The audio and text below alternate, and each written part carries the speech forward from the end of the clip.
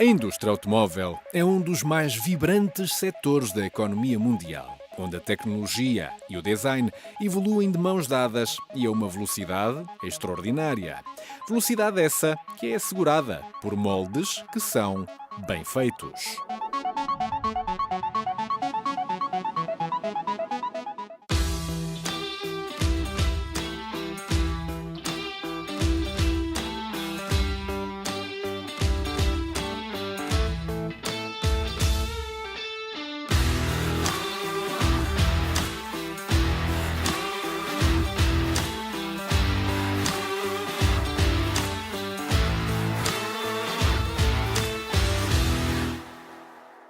Em média, um automóvel pode ter na sua composição 2.000 peças de plástico com diferentes funções, cores, texturas e até componentes interiores como fibras de reforço estrutural.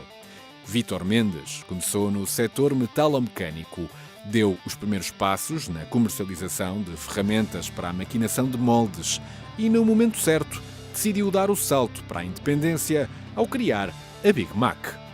O nome é por nós temos máquinas de grandes dimensões e maquinamos peças de grandes dimensões. De 2008 até hoje, o crescimento da empresa tem sido proporcional à aquisição de máquinas e tecnologia. Na verdade, a Big Mac especializou-se no fabrico de componentes críticos para moldes de grandes peças plásticas usadas na indústria automóvel. Grandes na dimensão, na complexidade e ao serviço de grandes players do setor. Nas peças maiores, como por exemplo para-choques, tabliers, as maiores peças plásticas que são usadas nos automóveis, com muita precisão e muito detalhe.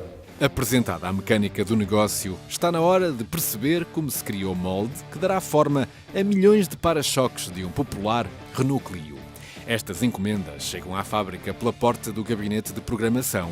Aqui não há margem para alterações. O design da peça está fechado e o molde a produzir deve respeitar o caderno de encargos imposto pela marca francesa.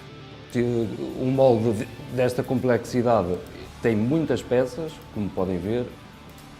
Aqui é basicamente tudo o que é movimentos para podermos desmoldar a peça. A equipa de programação precisa de 4 semanas para digerir o caderno de encargos e preparar a produção. Enquanto isso, na sala ao lado, há um passo preliminar de extrema importância: o controlo da qualidade das fresas. A fresa está para a maquinação do molde, como o lápis está para o desenhador. Por isso é que nós compramos esta máquina que nos mede a nível de diâmetro, raio e altura da ferramenta para podermos tirar daqui e colocar no carrossel da máquina e não estarmos a perder tempo sequer na máquina, ser direto ao micra. Temos certeza 100% do que é que estamos a maquinar, com que diâmetro, raio e a altura. Assim como nós medimos antes de começar a maquinação, quando acabamos, voltamos a medir a ferramenta para ver se houve desgaste ou não. Antes de colocar as máquinas a trabalhar, há matérias-primas que têm de ser compradas, com as características, o peso e as dimensões adequadas à peça a produzir. Neste caso, estamos a falar de um aço maciço com a referência 1,1730.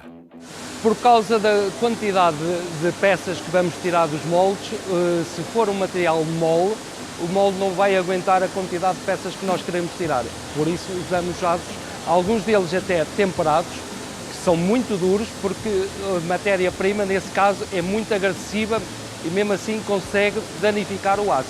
Passado uns X ciclos de produção, vai danificar o aço. Através do movimento de uma fresa por diferentes eixos, a máquina começa a esculpir este maciço metálico, desbastando-lhe material em excesso até se chegar à forma pretendida.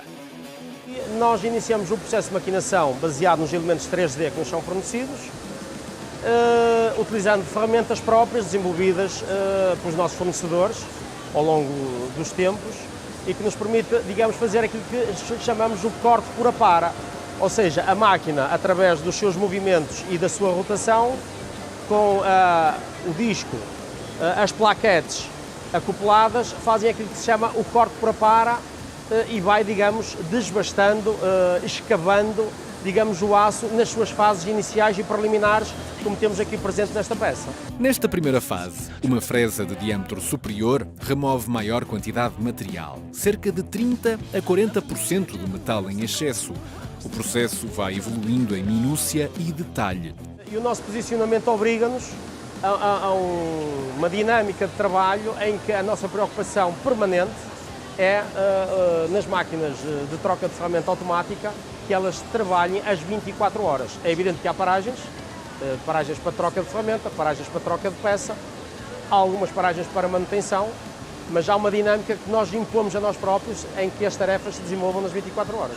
O acabamento da superfície do molde é o momento mais delicado, onde as estrias deixadas pelo desbaste das fases anteriores dão lugar a uma superfície suave e homogénea que replica fielmente a forma prevista pelo construtor do automóvel.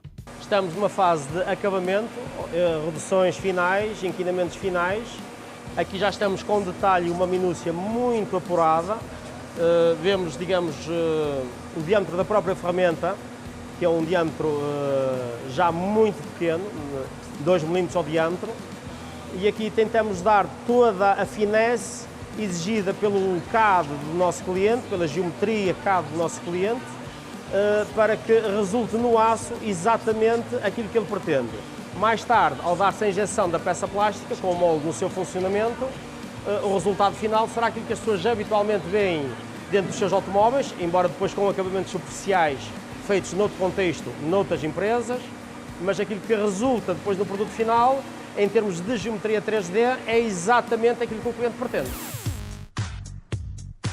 O acabamento ainda está longe de terminar. Todo este processo é como uma delicada cirurgia que tem de acontecer num ambiente controlado, onde até a temperatura não pode oscilar de forma dramática, sob pena de alterar as propriedades do aço e sacrificar o rigor da maquinação.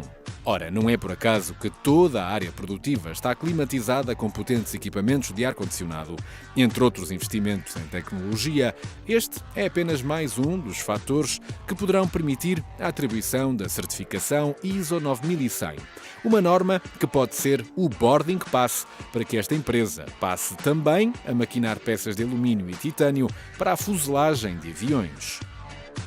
Na indústria aeronáutica não vamos fazer os moldes, mas sim maquinar as peças para os aviões. As peças, principalmente as peças de grande dimensão, na qual nós estamos especializados. Até lá, a maquinação de um molde de uma porta traseira chegou ao fim e antes da peça estar preparada para entregar ao cliente, há uma complexa checklist de parâmetros que têm de ser verificados com a máxima atenção. Nesta fase, um funcionário faz uso de um braço mecânico que efetua leituras precisas da peça acabada. A cada leitura, o computador reconstrói tridimensionalmente o molde como se de um scanner se tratasse, comparando-o com o projeto original. Uma broca mal apertada pode causar uma não conformidade, uma avaria na máquina pode causar não conformidade, um programa mal feito pode causar também uma não conformidade. São sérios setores que pode causar uma não conformidade, só mesmo uma análise muito profunda, e o braço é exatamente para dar certeza que a peça está na medida correta. Vimos o fabrico de uma pequena parte do molde. Um molde completo é composto por dezenas de componentes que também têm de ser criteriosamente maquinados para funcionarem na perfeição. Aqui temos o caso do molde todo montado, que é a peça final, a ferramenta final que nós vamos entregar aos nossos clientes, em que depois ele em casa dele vai usar esta ferramenta para injetar o material plástico, se vai espalhar pela cavidade do molde e fazer a peça plástica pretendida desde o início. Devidamente montado, este molde conseguirá fabricar até 10 milhões de peças, seja um capô, o interior de uma porta ou um para-choques. E tudo se faz graças à precisão da tecnologia de maquinação automática, uma ferramenta que tem tanto de extraordinário como de bem feito.